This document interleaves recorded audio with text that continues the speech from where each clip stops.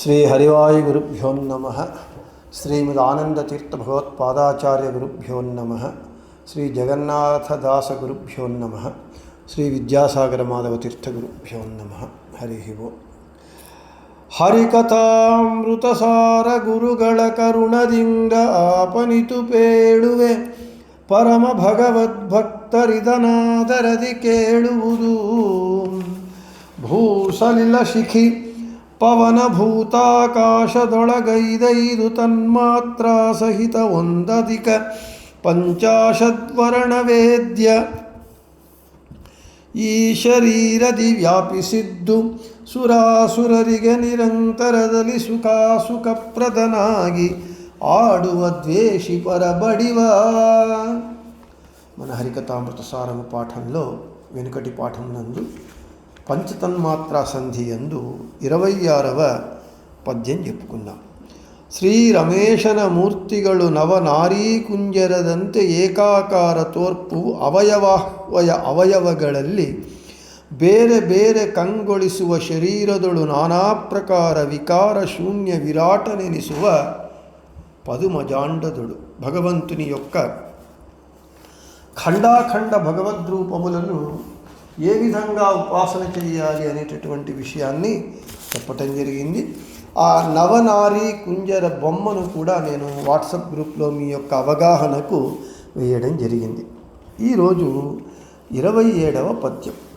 భగవంతుని యొక్క అనేక విధమైనటువంటి రూపముల గురించి, భగవంతుని యొక్క అనేక విధములైనటువంటి అంశ, ఆవేశ, వ్యాప్త, అవతార, కార్య, ఈ విధంగా అనేక విధమైన రూపముల గురించి చెబుతూ ఉన్నారు జగన్నాథదాసుల వారు.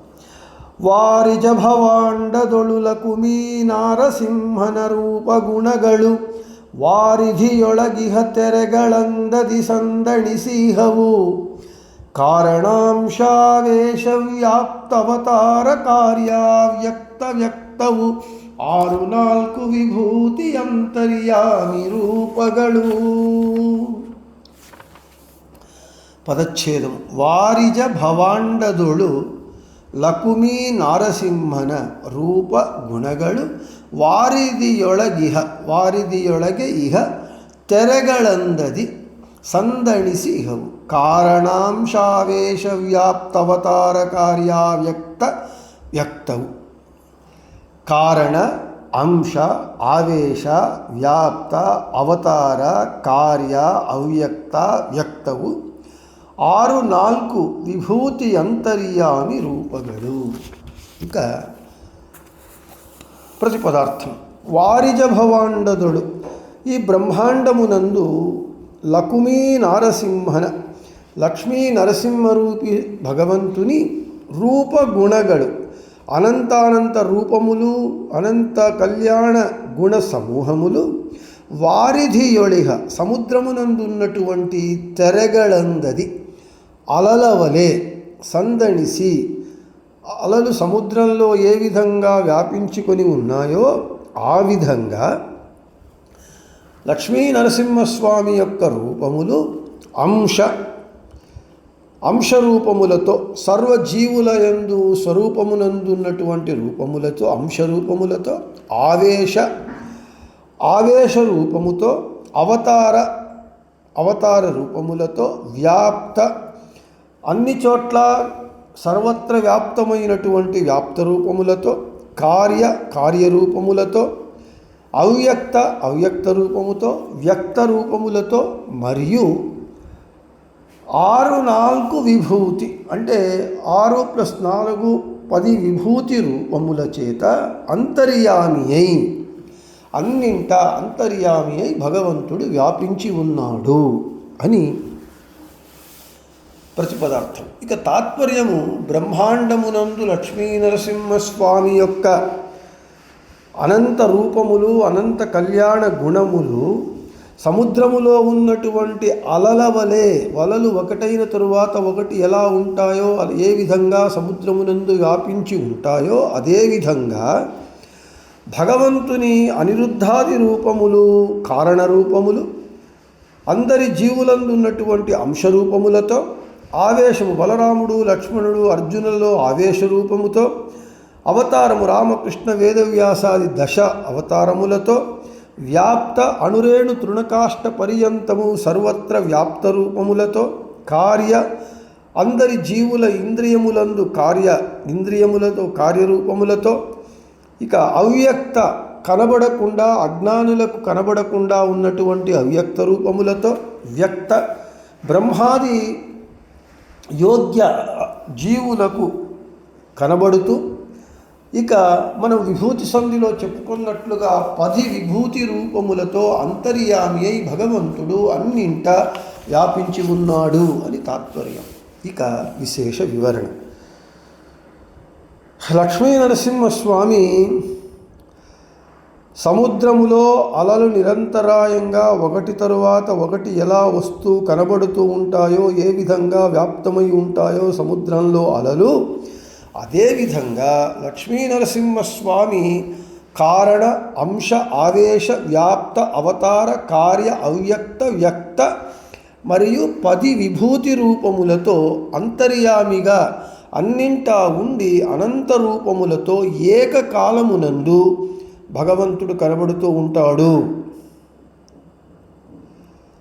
ఇక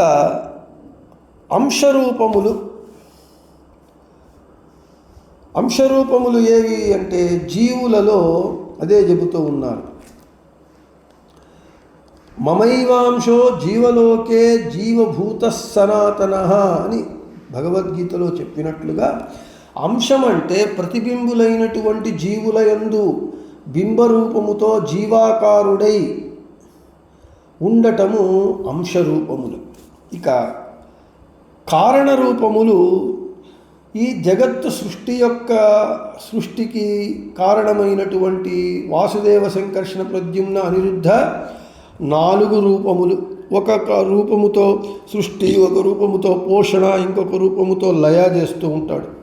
తాత్పర్యంలోనే ఆచార్యుల వారు ఇత్యం విచింత్య పరమస్సతు వాసుదేవనామా బభూవ నిజముక్తి పదప్రదాత అని శ్లోకాలలో అనిరుద్ధాది రూపములు సృష్టి స్థిత్యాదులకు కారణమైనటువంటి రూపములు. ఇక అంశరూపములు నేను ఇప్పుడే చెప్పినట్లుగా జీవుల యందు ప్రతిబింబులైనటువంటి జీవుల యందు బింబమై ఉండేటటువంటి జీవాకారుడై ఉంటాడు భగవంతుడు. అవి అంశరూపములు. ఇక ఆవేశ రూపములు అనంటే నరః పల్గుణ ఇత్యాద్యా విశేషావేశితో హరేహే వాలి సాంబాదయశ్చైవ కించిదవావాషితో హరేహే అని తాత్పర్య నిర్ణయం ప్రకారము అర్జునుని యందు విశేష ఆవేశము ఉంటుంది భగవంతునిది. వాలి సాంబుడు మొదలైనటువంటి వారి యందు కించిద్ ఆవేశ రూపములు ఉంటాయి. ఇవి ఆవేశ రూపములు. ఇక వ్యాప్త రూపములు అంటే భగవంతుడు సర్వత్ర వ్యాప్తుడై ఉన్నాడు. భగవంతుడు లేని చోటు లేదు, అన్ని చోట్ల వ్యాప్తుడై ఉన్నటువంటి వ్యాప్త రూపములు. ఇక అవతార రూపములు రామకృష్ణ, ఈ వేదవ్యాస, పరశురామ మొదలైనటువంటి అవతార రూపములు. ఇక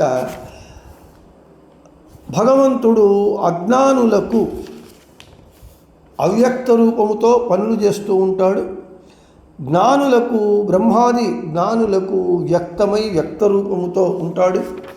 ఇక మనం విభూతి సంధిలో చెప్పుకున్నట్లుగా 10 విభూతి రూపములు నీత సాధారణ విశేష సజాతి నైజ అహిత సహజ విజాతి ఖండ మరియు అఖండ ఈ 10 విధములైనటువంటి విభూతి రూపములతో చెప్పుకుంటూ ఉన్నారు. ఈ విధంగా అంతర్యామి అయి జీవ జడాత్మకమైనటువంటి చేతనాత్మకమైనటువంటి ఈ జగత్తునందు భగవంతుడు సర్వత్ర వ్యాప్తుడై ఇన్ని రూపములతో వ్యాపించి ఉన్నాడు అంతర్యామిగా అని మనము భగవంతుణ్ణి ఉపాసన చేయాలి.